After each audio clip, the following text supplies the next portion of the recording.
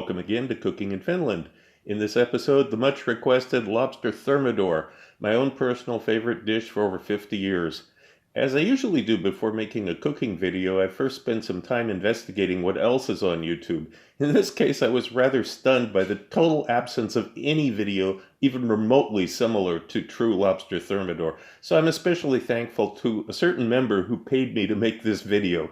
The recipe is really divided into 4 parts. There's the pre-cooking of the lobster, the making of the broth, the making of the sauce, and finally combining everything together and broiling it. Place a wooden board inside of a roasting pan so that the juices don't run all over your counter and the floor. Those juices will be used too. The lobster is placed in the freezer for nearly an hour, so she's in a state of hibernation. If you don't do that, then the lobster will be thrashing about with involuntary muscle movement for a long time after you kill it. This way it kind of dies in its sleep.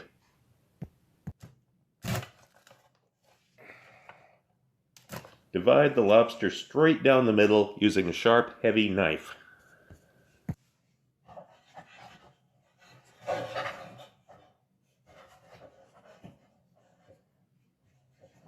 This dark green stuff is the roe because this is a female lobster. The problem with making this using only one lobster is you have a 50-50 chance of getting the wrong gender. In a restaurant you can even things out, but here I got lucky.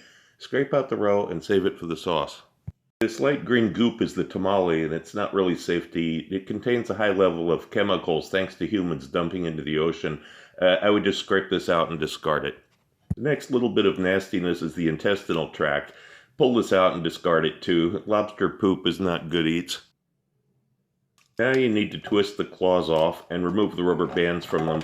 There are 3 different cooking times, so you have to separate these parts for the best results. Have an ice bath standing by when you begin boiling the lobster sections. Put them all in at once into the water and then remove them to the ice bath according to the schedule shown.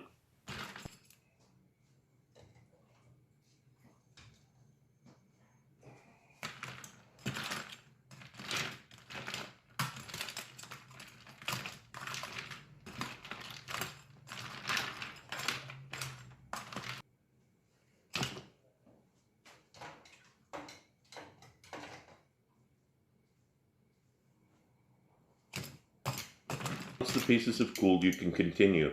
Pull the tail meat out and set it aside.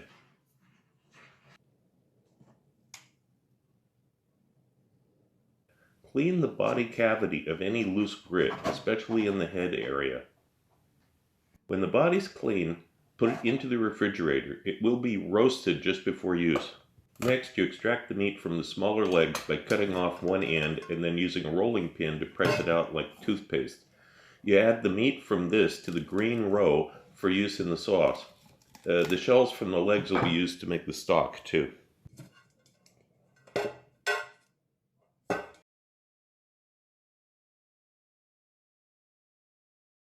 claws need to be cracked. A hammer works the fastest if you have some practice. Just don't hit it so hard that you drive shell fragments into the meat. You can use kitchen shears to cut open the knuckle portions. Get all the meat out that you can.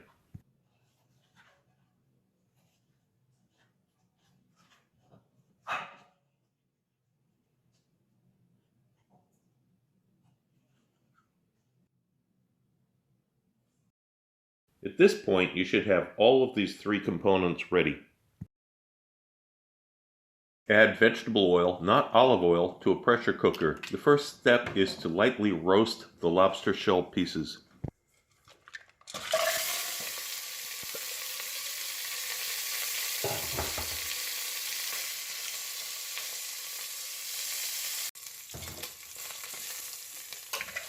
After a couple of minutes, add the mirepoix.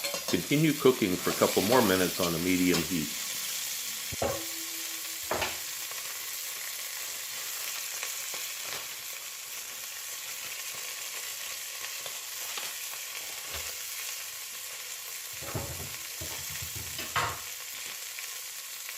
Add a handful of fresh thyme. If you don't have fresh thyme, okay, you'll have to add some dry thyme later.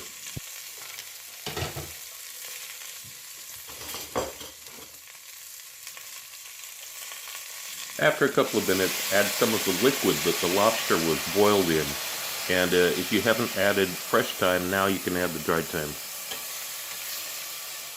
Next, add the juices that ran out of the lobster when you were cutting it up.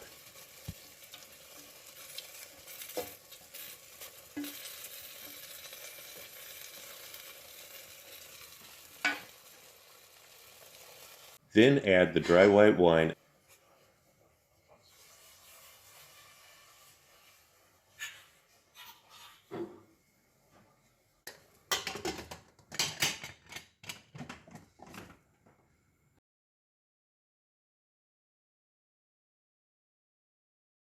After the thyme is up, pass the contents through a metal sieve. Discard the solids now that have given up their flavor.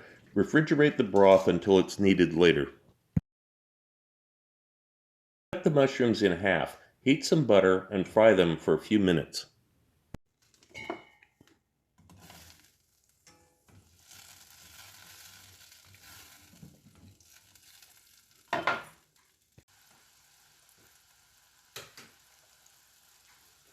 When they just start to turn golden, add the cognac and flambe.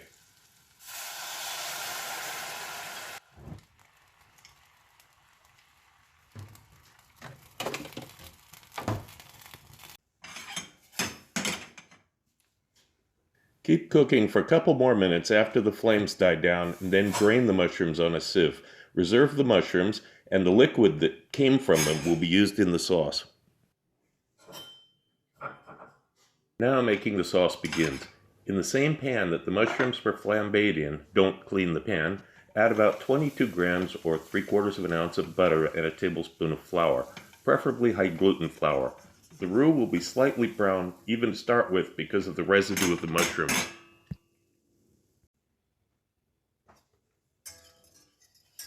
After a few minutes, add the heavy cream and keep the heat low so you don't burn anything.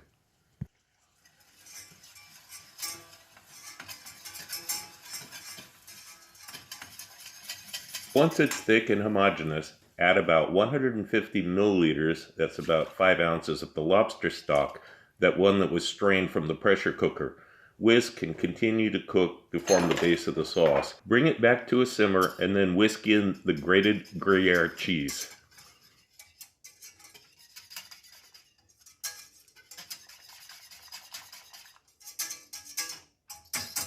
Then add 45 milliliters, that's 1.5 ounces, of the sherry.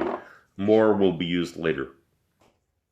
At this point, you scrape in the lobster roe and leg meat previously saved. As you whisk it in, the lobster eggs will turn red as they cook in the sauce.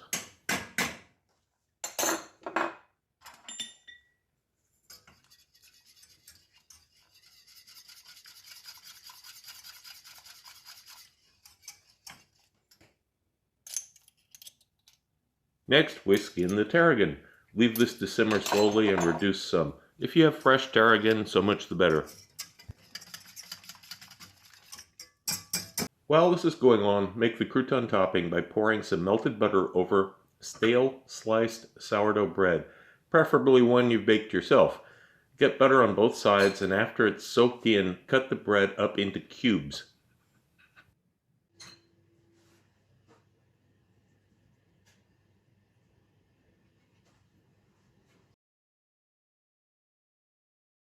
Now coarsely chop up the lobster tail and claw meat. Leave big pieces.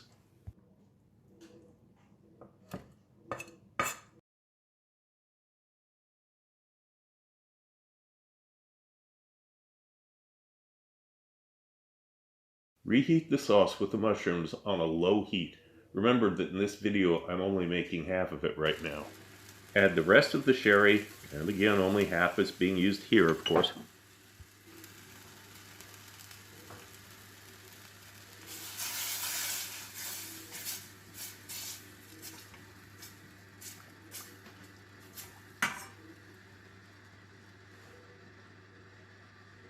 Add the chopped lobster meat. Because it was kept in the refrigerator all this time, it will slow down the cooking and keep the egg yolks from setting up too quickly.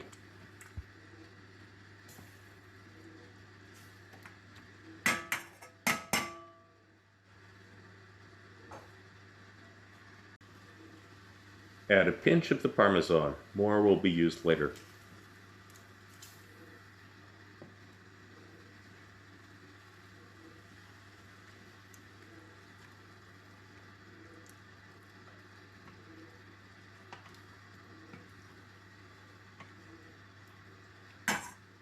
When it starts to thicken up, remove the lobster shell from the oven and spoon in the mixture.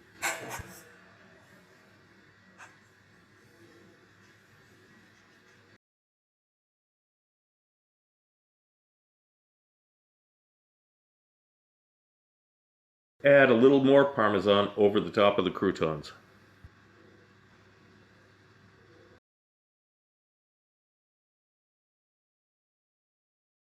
And finally, there you have it. The only thing better than simple grilled lobster with drawn butter. A serious amount of work, but a masterpiece in the end if you did everything correctly. Finally, after all these years, the lobster thermidor recipe has finally been demonstrated. Apparently a first on YouTube too, at least for one done correctly. Thank you to all my wonderful, beloved members, and a special thank you to the person who made this video possible. I appreciate everything.